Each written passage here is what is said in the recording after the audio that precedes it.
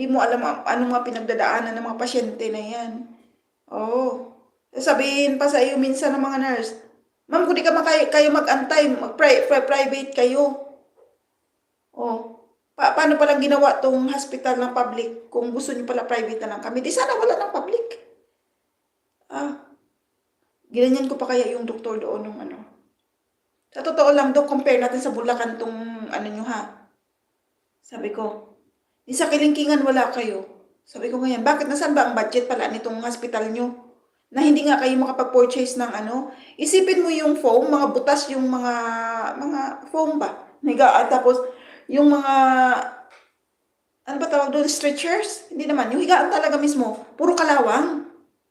Tapos mga butas, mga surot pa yata yun. Kasi sinabi ko talaga, hindi mamatay ang pasyente namin sa sakit. So, totoo lang, sa infection. At saka tetano, mamamatay yung pasyente namin. Ginanyan ko talaga.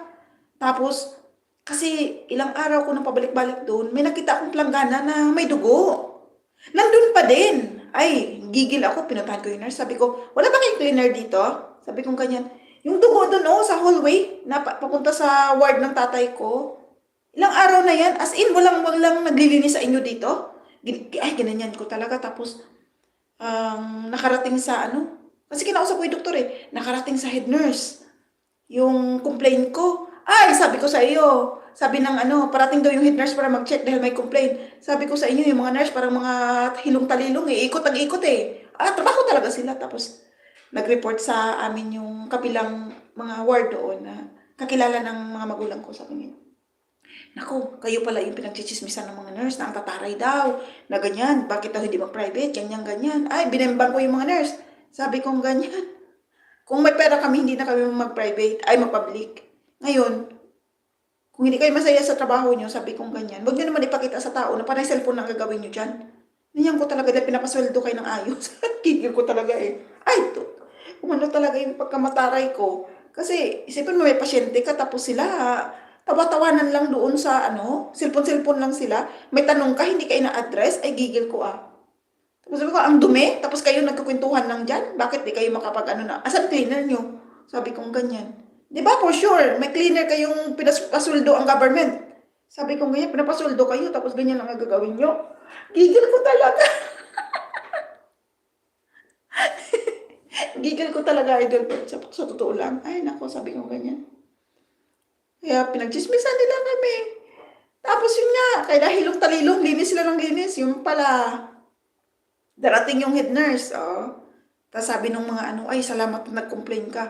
Ayun, naglilinis sila. Oo, kasi pati yung ano ba, cleaner nila, hindi rin kumikilos. Nung nag-complain ako, sabi ko sa inyo, ang linis nung ano, ang linis. Tapos, dahil noon, Bulacan kasi ako nakatira, hindi ako basta-basta makadiretso ng Bisaya ba kasi nga matagal ako sa ano, wala man akong kausap halos na Bisaya, Tagalog. So palipit-palipit yung dila ko, sabi ko sa iyo, galit na galit ako sa doktor eh. Tinagalog ko, tapos sabi ng doktor, Tagalogin ako. Marunong naman palang magbisaya. Kasi mas mabilis ako salita sa Tagalog. Talaga niratrat ko yung doktor. Sabi ko ganyan. Ay, sabi ko, hindi pwedeng ganyan. Pinapasuldo kayo. Kami ang nagpapasuldo, taong bayan nagpapasuldo sa inyo, tapos hindi nyo kami estimahin, sabi kong ganyan. Ang dami kaya ng hospital mo, sabi kong ganyan, di mo nakikita? Tapos ikaw, doktor, naka-short ka. Ay, ganyan ko talaga, binulja ko talaga kay doktor, gigil ako eh. Sabi ko, Dok, naka-duty ka, naka-short ka, kasi karating lang ng doktor ba? Yung doktor, waray-waray pa man din. Life, waray-waray yung doktor, dumating. Kasi, siya din ang doktor ng mga private doon. O syempre, i-refer lang nila yung mga pasyente. Hindi talaga nila estimahin. Sasabihin nila lang nila ganyan. O referral for ano, doon yan sa private na ganito. Kasi siya din pala ang doktor doon. Nalaman-laman ko siya, ang doktor, ay gigil ko talaga. Dumating siya, magro-robing daw. Pagtingin ko sa kanya, sabi ko, kailan ko makausap doktor? Pinakausap nila ako. Sabi ko, ano bang ano ng tatay ko? Bakit ilang araw na yan, NPO pa rin? Sabi ko ngayon. Kasi naka-chinilas, naka-short, naka-t-shirt. Sabi ko, naka-duty ka, Dok? Naka-short kang ganyan? Gigil ko talaga sa kanya. Galing ako ng Dubai noon. Gigil ko talaga sa kanya. Damay-damay sila, nurse, doktor. Ay, talaga, binulja ko talaga. Sabi niya, ang taray daw ng anak ng isang pasyente.